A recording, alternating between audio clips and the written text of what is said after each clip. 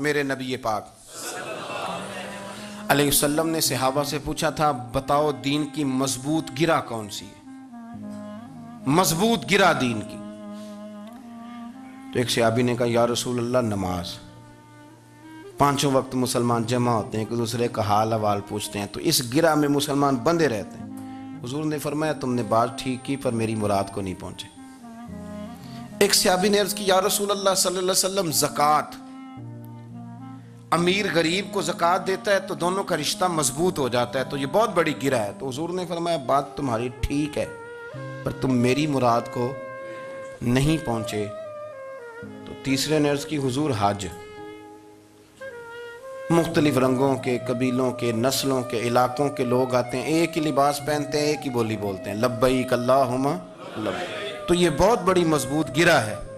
نبی پاک صلی اللہ علیہ وسلم نے فرمایا بات تمہاری ٹھیک ہے پر تم میری مراد کو نہیں پہنچے۔ تو صحابہ نے عرض کی حضور پھر آپ ہی بتا دیں کہ اسلام کی مضبوط گرہ کون سی ہے جس میں مسلمان جڑ جائیں گے؟ تو نبی پاک نے فرمایا مضبوط گرہ محبت ہے، اللہ کی رضا کے لیے پیار کرو، لوگوں سے پیار کرو۔ کوئی بندہ پھر تمہیں تلخ بھی ملے گا نا تو تم چونکہ اس کے لیے نہیں کر رہے، اللہ کے لیے کر رہے ہو، تو پھر تمہارے لیے سہنا بھی آسان ہو جائے گا، دیکھنا اور پرکھنا بھی آسان ہو جائے گا۔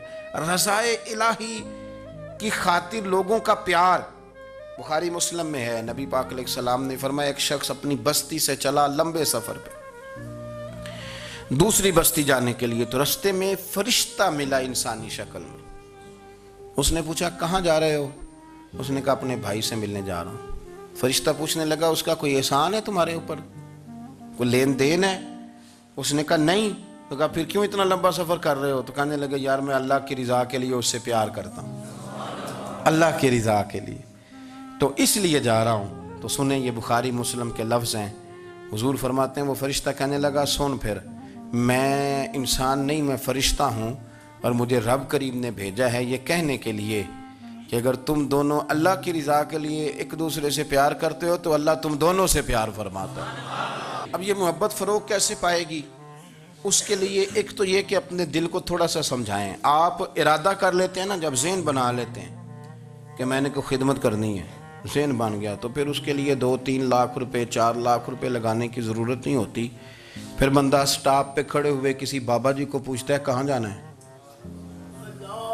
تو کہتے ہیں میں نے ذرا یہاں قریب ہی جانا ہے، رکشہ تلاش کر رہا ہوں۔ تو آپ کا ذہن بن گیا نا خدمت کرنے کا، تو موٹر سائیکل بھی بٹھایا تو گھر چھوڑا ہے، واپس آئے تو دل بڑا ٹھنڈا تھا۔ لیکن آپ یہ بھی کہہ سکتے تھے کہ بابا جی بچے کیا کرتے ہیں سعودی عرب میں، تو یہ 200 روپیہ رکشے کو دیں گھر چھوڑ آتا ہے، بچے اتنا کماتے کس لیے؟ دونوں باتوں میں فرق ہے۔ میری بات کی سمجھ آ رہی؟ آپ اللہ کی رضا جب اپنا لیتے ہیں تو پھر کوئی کہانی جنم نہیں لیتی، لیکن جب یہ رنگ نہیں ہوتا پھر کہانیاں ہیں، پھر داستانیں ہیں، پھر بڑے بڑی باتیں، پھر بڑے بڑے لمبے لوگوں کے پاس پلاننگ ہے۔ اس طرح نہ کریں، پیار تقسیم۔ اور ایک تو یہ کہ خود اپنے دل میں اچھی سوچیں رکھیں، دوسرا یہ کہ لوگوں کو بھی کہیں۔ جب آپ کے سامنے لوگ بات کر رہے ہوتے ہیں نا، میرے سامنے ایک صاحب نے کہا کہ وہ ہمارے جو محلے کی مسجد ہے نا اس کا خزانچی مولوی صاحب کے ساتھ مل کے 40 لاکھ روپیہ کھا گیا۔ میں نے اسے کہا یار بڑی پکی فگر یاد ہے تجھے، پورے 40 لاکھ ہی کھا گئے اور طے ہے؟ تو میں نے کہا کوئی اس کی دلیل؟ کہنے لگا جی وہ بڑے پیسے کھائے ہیں، سب کو پتہ ہے۔ میں نے کہا سب کو پتہ ہونا کام نہیں، اس پر باقاعدہ شرعی گواہ ہونے چاہیے، کہہ دیتے ہیں نا ہم۔